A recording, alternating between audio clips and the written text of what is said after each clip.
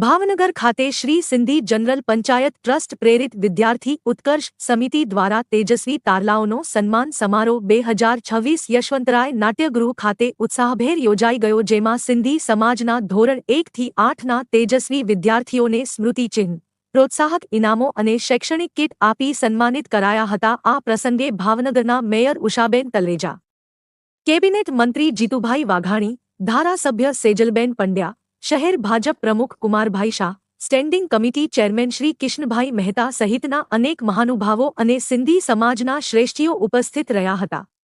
સંસ્થાના પ્રમુખ શ્રી કનુભાઈ ગનાણી અને સમિતિએ ઉપસ્થિત સૌનો આભાર વ્યક્ત કર્યો હતો। મારું નામ ભરતભાઈ પરસરામ વાધવાણી છે। હું સિંધી જનરલ પંચાયત મહામંત્રી છું।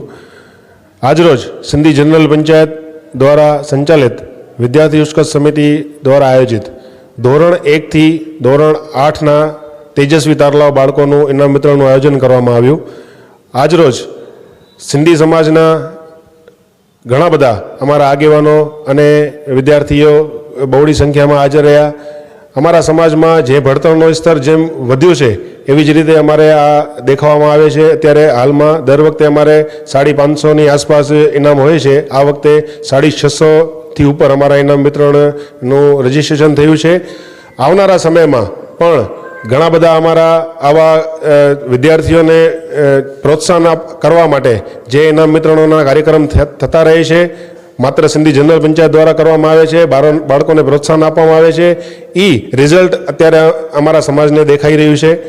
ભારત માતા કી જય, જય ઝૂલેલાલ।